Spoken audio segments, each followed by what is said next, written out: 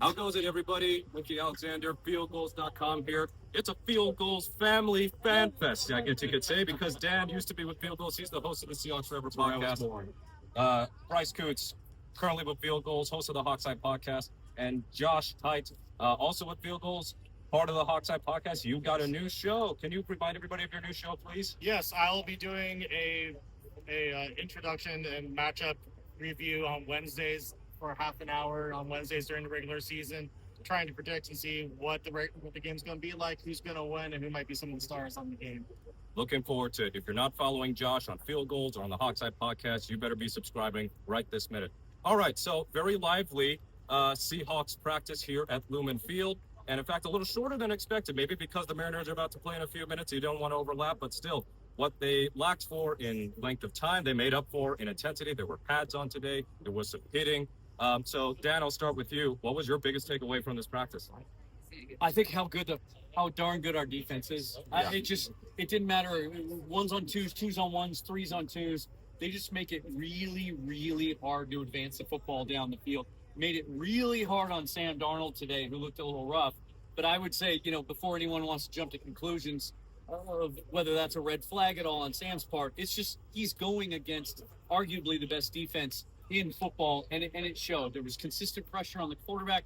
There were some tackles for loss in the backfield. They were flying around.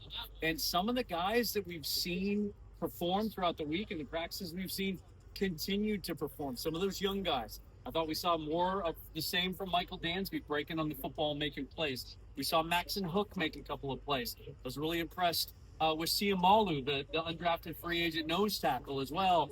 I just thought it was a defensive day.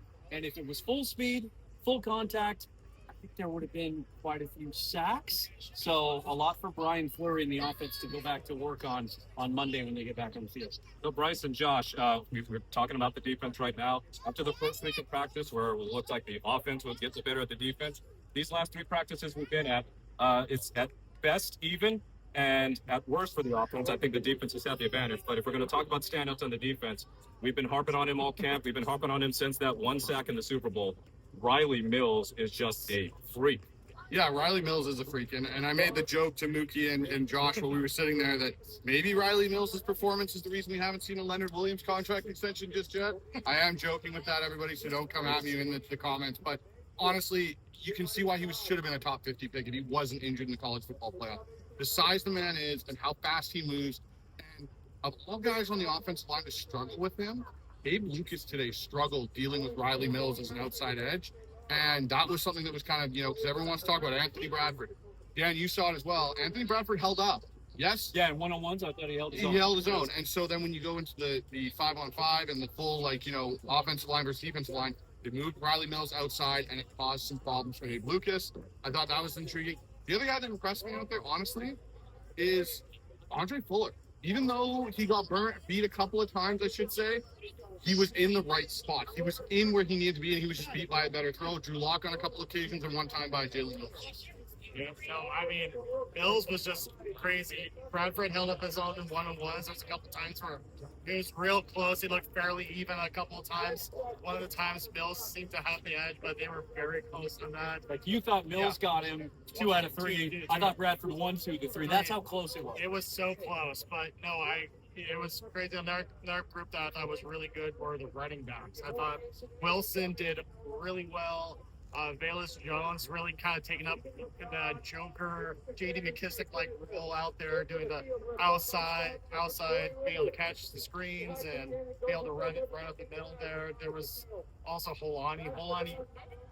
There was one of those runs there towards the end where he was dragging some guys, pushing them close into the end zone there. So Holani also looked really good. So for people that are worried about Bryce was out there just in a jumpsuit.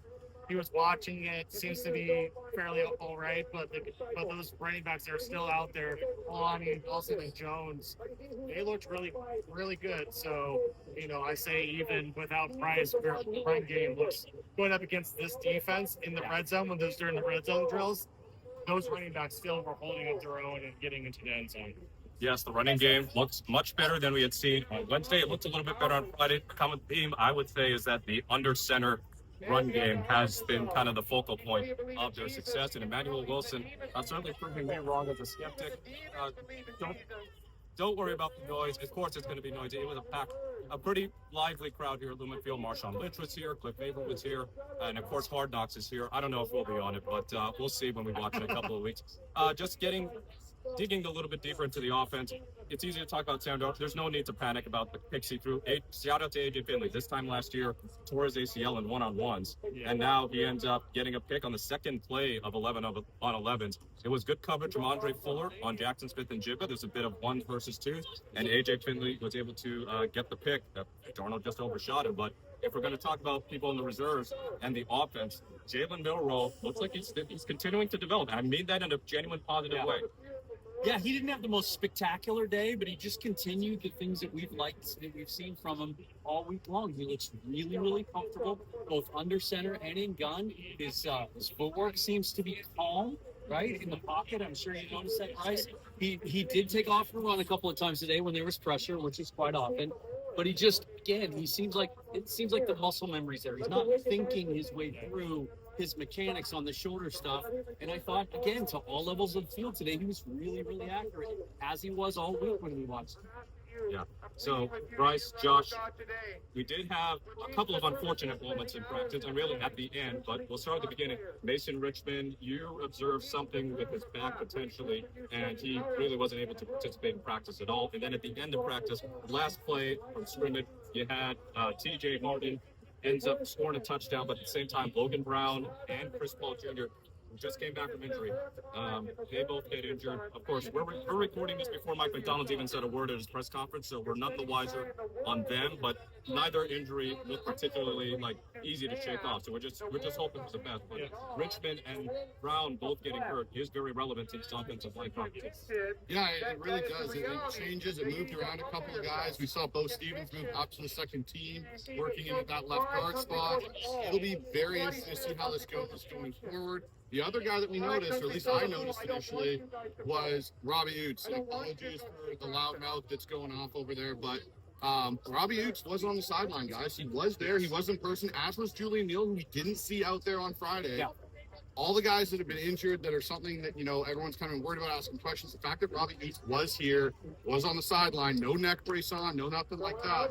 It's a good sign that maybe we'll get some clarity on what that situation looks like. And on that note, Lampy looked good as a fullback today. He got some more run. He's got the ability to be a blocker. I think he's going to be an intriguing guy to look at next week. Lampy looks as though he's going to fulfill that H-back-like role, being able to catch, being able to block, do both fullback and tight end. So I'm very excited about that. He looks big, he looks strong, he looks versatile. That's awesome there with that. Hopefully nothing's too serious with the injuries that did happen today. If anything, maybe miss some preseason, maybe first week at the most, but we'll see. And not much else to say with that.